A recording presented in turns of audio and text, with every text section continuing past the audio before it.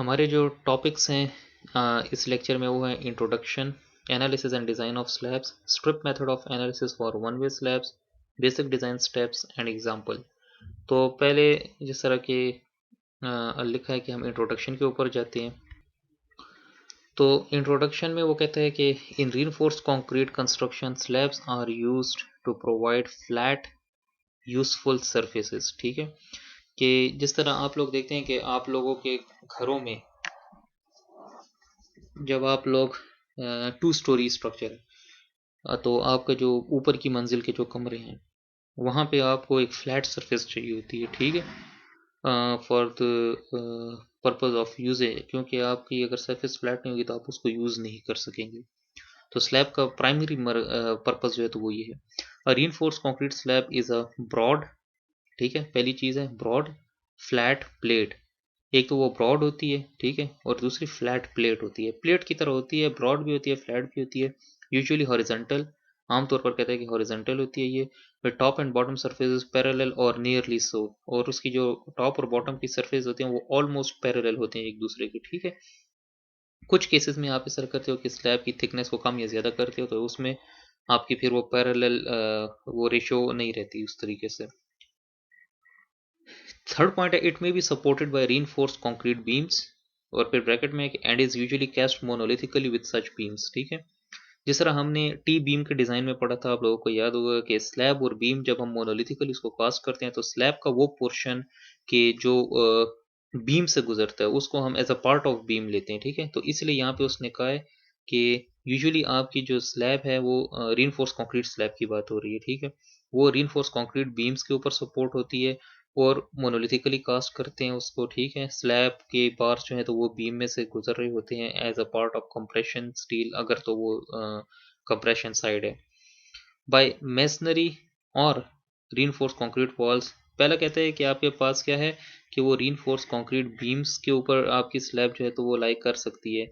दूसरा है आपके पास मेसनरी वॉल्स, और तीसरा है आरसी वॉल्स, कि आपके पास दीवारों के ऊपर, जिस तरह आपने घरों में देखा होगा कि आपके पास जो मेसनरी की वॉल्स हैं, ये मेसनरी बोलते हैं आपके पास, ये जो ईंटों की जो आप नॉर्मली घर हमारे जिससे कंस्ट्रक्ट होते हैं, ठीक है, ब्रिक मेसनरी जिसको बोलते हैं, उसकी दीवार होती है, जिस तरह नॉर्मली हमारे घरों में होती है, हम दीवारें बनाते हैं और उसके ऊपर छत डालते हैं। या रीइंफोर्स कंक्रीट वॉल्स होती हैं, उसके ऊपर आपकी स्लैब लाई करती है। बाय स्ट्रक्चरल स्टील मेंबर्स, या फिर आपके पास जो स्ट्रक्चरल स्टील मेंबर्स होते हैं उसके ऊपर आपकी स्लैब होती है। फॉर एग्जांपल कई जगहों पे आपने देखा होगा कि कॉलम की जगह आपने स्ट्रक्चरल स्टील के सेक्शंस, टी आयरन वगैरह, या इस तरह आई सेक्शन, डब्ल्यू सेक्शन, वो आप कॉलम की जगह यूज करते हैं, उसके ऊपर स्लैब का लोड आ रहा होता है। या इसको आप इस तरह भी कह सकते हैं कि आपकी जो वो स्ट्रिप्स यूज हो रही थी स्टील की, या स्टील का गर्डर यूज हो रहा होता है। ठीक है, वो हॉरिजॉन्टल भी ले सकते हैं, वर्टिकल भी ले सकते हैं। डायरेक्टली बाय कॉलम्स, कॉलम्स के ऊपर भी आपका लोड डायरेक्ट जा रहा होता है स्लैब से, और कंटिन्यूसली बाय द ग्राउंड, या फिर आपके पास ऐसी स्लैब्स जो कि आप फॉर एग्जांपल फुटिंग में आप उसको एज अ स्लैब डिजाइन करते हो, लेकिन वो लोड डायरेक्टली जो है तो वो ग्राउंड को जा रहा होता है। ठीक है, तो ये इस एक पैराग्राफ में आपकी डिफरेंट टाइप्स ऑफ स्लैब्स, उनके बिहेवियर और बहुत कुछ डिस्कस हो गया, और इसको हम इंशाल्लाह आगे अभी डिटेल में समझने की कोशिश करेंगे इंशाल्लाह। अच्छा जी, तो उस पैराग्राफ में जो आपने पहली टाइप ऑफ स्लैब पढ़ी थी वो थी बीम सपोर्टेड स्लैब्स। ठीक है, आपको याद होगा। तो कहते हैं कि ये देखें, ये आपके पास एग्जांपल है। अब स्लैब्स में be supported on two opposite sides only.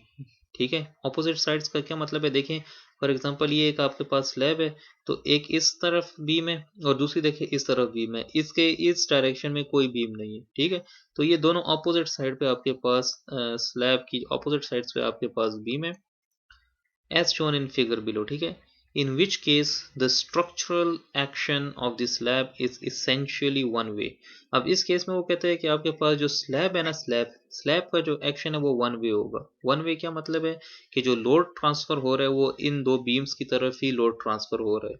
ठीक है, इसीलिए आपकी जो डिफ्लेक्शन है वो भी इसी डायरेक्शन में होगी। ये जो दूसरी डायरेक्शन है ना, इस डायरेक्शन में आपका कोई लोड ट्रांसफर नहीं हो रहा, क्योंकि नीचे कोई सपोर्ट ही नहीं है, तो वो सपोर्ट की तरफ लोड जाए। ठीक है, the loads being carried by the slab in the direction perpendicular to the supporting beams। तो देखें, ये आपके पास सपोर्टिंग बीम की डायरेक्शन है, तो इसके परपेंडिकुलर ये वाली डायरेक्शन जो है, इस डायरेक्शन में आपका लोड ट्रांसफर हो रहा है। इधर अगर लोड अप्लाई होगा तो आधा इस तरफ आएगा और आधा इस तरफ जाएगा, ठीक है। और अगर मैं यहाँ पे आपको एग्जांपल दूं, ये देखें, ये आपके पास प्लान है और ये आपके पास उसका क्रॉस सेक्शन है। तो एक बीम आपके पास ये आ रही है और एक बीम आपके पास ये आ रही है। तो इस स्लैब के ऊपर जितना भी लोड होगा ना, वो आधा इस डायरेक्शन में जाएगा और आधा इस डायरेक्शन में जाएगा। इस डायरेक्शन में कोई लोड नहीं जाएगा, ठीक है। ऊपर की तरफ और नीचे की तरफ आपके पास इस फिगर में कोई लोड नहीं जाएगा, आधा राइट वर्ड और आधा लेफ्ट वर्ड। तो ये बिहेवियर के जिसमें आपके पास देखें, जरूरी नहीं कि आपके पास बीम्स दो डायरेक्शन में एक ही डायरेक्शन में हो, ठीक है, दो तरफ।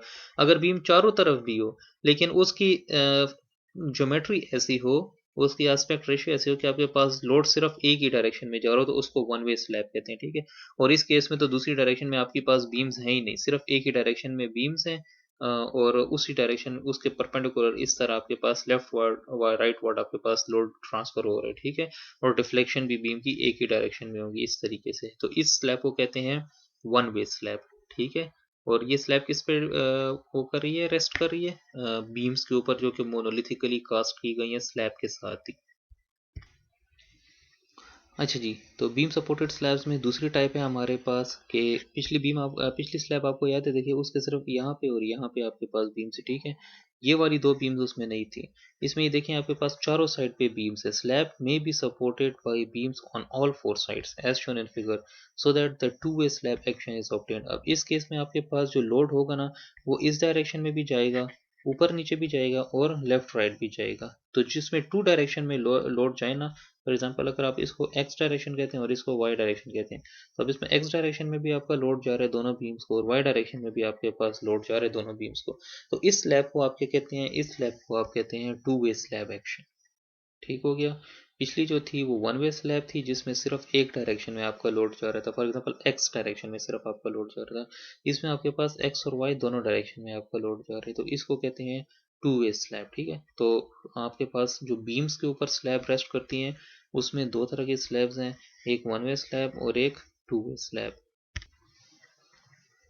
उसके बाद तीसरी टाइप जो हमने उस पैराग्राफ में देखी थी कि कंक्रीट, तीसरी टाइप थी आपकी वॉल्स के ऊपर, ठीक है। वॉल्स हम आगे शायद देखें। फिर आपके पास चौथी टाइप थी कि आपकी जो स्लैब है वो डायरेक्ट कॉलम्स के ऊपर रेस्ट कर रही है, ठीक है। अब इसमें देखें आपके पास ये स्लैब है और नीचे कोई बीम नहीं है, ठीक है। पिछले केस में आपने देखा था कि स्लैब थी, स्लैब से बीम थी और फिर बीम से कॉलम्स के ऊपर लोड आ रहा था, सही है। इस केस में आपके पास देखें, आपके पास स्लैब है और डायरेक्ट कॉलम्स के ऊपर लोड आ रहा है। तो इसका बिहेवियर पिछली वाली स्लैब से टोटली डिफरेंट होगा, सही है। क्योंकि ये देखें, यहाँ पे इसकी विसिनिटी में, कॉलम की जो विसिनिटी है, पेरीमीटर है इर्द गिर्द, यहाँ पे स्ट्रेसेस की कंसंट्रेशन बहुत ज़्यादा होगी बनिस्बत इस जगह के। तो इस स्लैब का एनालिसिस और डिज़ाइन वो पिछले वाली जो स्लैब थी उससे टोटली डिफरेंट होता है। और आप लोगों के जो PRC 1 का कोर्स है इसमें आप लोग फ्लैट प्लेट का डिज़ाइन नहीं पढ़ेंगे। फ्लैट प्लेट का डिज़ाइन आपका PRC 2 में है, वहाँ पे आप इंशाल्लाह डिटेल में इसका डिज़ाइन पढ़ेंगे। ये सिर्फ आपको समझाने के लिए कि इस तरह की स्लैब भी होती है कि जो स्लैब डायरेक्ट कॉलम्स के ऊपर रेस्ट करती है, और इसका डिज़ाइन जो है वो नॉर्मल जो बीम वाली स्लैब है, स्लैब ऑन बीम्स, उससे डिफरेंट होता है, ठीक है। ये अब उसी की कंटिन्यूएशन है कि flat slab construction is also beamless, ठीक है। इसमें बीम आपके पास कोई नहीं होती, but incorporates a thickened slab region in the vicinity of the column and often employs column capital. अब आपके पास यहाँ पे एक नई टर्मिनोलॉजी आ रही है जिसको क्या कहते हैं, कॉलम कैपिटल। कॉलम कैपिटल क्या चीज़ है ये मैं आपको समझा देता हूँ, लेकिन अगेन आप इस चीज़ को फर्दर डिटेल में पढ़ेंगे जब आप इसका डिज़ाइन पढ़ेंगे, ठीक है। एक है आपके पास एक एक चीज़ यहाँ पे इसने की क्या कही कि incorporates a thickened slab region in the vicinity of the column, ठीक है। कि जिस जहाँ पे आपका कॉलम होगा वहाँ पे आपने स्लैब की थिकनेस को ज्यादा कर दिया है, तो उसको आप कहते हैं ड्रॉप पैनल। ये देखें यहाँ पे है ड्रॉप पैनल। ड्रॉप पैनल किसे कहते हैं, thick part of the slab in the vicinity of columns. और कॉलम कैपिटल किसे कहते हैं, column head of increased size. तो कहते हैं कि जहाँ पे आपके पास कॉलम होते हैं ना, फॉर एग्जाम्पल ये आपके पास प्लान है, सही है, नजर आ रहा है आपको, ये आपके पास कॉलम्स हैं। तो कहता है कि कॉलम्स की पेरीमीटर में, वो पेरीमीटर का अपना एक फार्मूला है, ठीक है, कि आपने कितनी दूरी तक स्लैब की थिकनेस को ज्यादा करना है। तो आप उस विसिनिटी तक, एक तो ये कि स्लैब की थिकनेस को ज्यादा कर देते हैं। अब इस फिगर में आप देखें ये आपके पास नॉर्मल स्लैब है, नजर आ रही है आपको, ठीक है। ये देखिए जहाँ पे कॉलम है, कॉलम की विसिनिटी में आपने स्लैब की थिकनेस को देखिए कितना ज्यादा कर दिया है, 3 इंच 4 इंच तकरीबन, ठीक है। आपने स्लैब की थिकनेस को ज़्यादा कर दिया है। और फिर मजीद आपने क्या किया, ये देखिए कॉलम का साइज आप देखें, यहाँ पे कॉलम का साइज कितना है, नीचे से ज़मीन से ये कॉलम आ रहा है और इसका फॉर एग्जांपल साइज मैं बोल दूँ आपको कि इसका साइज होगा 15 इंच डाया, सही है, या 18 इंच डाया।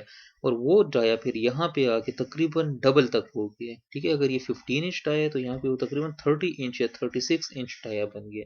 तो एक आपने क्या किया कि इधर से एक ख़ास हद तक आपने कॉलम के डाया को या कॉलम की उसको ज़्यादा कर दिया, साइज़ को ज़्यादा कर दिया, और फिर उसके ऊपर आपने स्लैब की थिकनेस को ज़्यादा कर दिया है, ताकि यहाँ पे कॉलम के ऊपर जो लोड आ रहा है वो इस एरिया के ऊपर क्या हो जाए, इस एरिया को आपने इतना मजबूत कर दिया, उसकी स्ट्रेंथ को इतना ज़्यादा कर दिया है कि ये वाला जोन आपका पंचिंग शेयर की वजह से फेल ना हो जाए। अब पंचिंग शेयर क्या चीज़ है, तो इंशाल्लाह जब हम फुटिंग डिज़ाइन पढ़ेंगे तो उसमें आपके जब कॉलम के वो सिंगल कॉलम की फुटिंग आप पढ़ेंगे तो उसमें आप इसको डिटेल में पढ़ लेंगे। यहाँ पे आपको मैं सिंपल एक एग्जांपल इसकी दे दूं कि आपको, आपने जिस तरह ये पंच मशीन देखी होगी कि आप कागज़ उसमें रखते हैं और आप पंच मशीन के साथ उसमें सुराखें कर लेते हैं, तो वही सीन है, ये कागज़ आप एज अ स्लैब अज्यूम कर लें और वो पंच मशीन आप एज अ कॉलम अज्यूम कर लें। तो ये खतरा होता है कि आपके पास ये ना हो कि आप स्लैब कॉलम पे रखें और वो कॉलम जो है तो उसको पंच करता हुआ जो है तो वो निकल जाए और आपके पास बाकी स्लैब फेल हो जाए, सही है।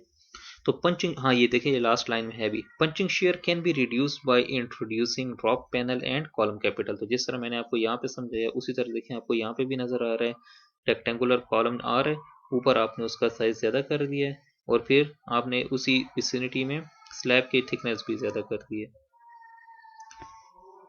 यहाँ पे आपने सिर्फ स्लैब की थिकनेस को ज़्यादा किया है, ठीक है।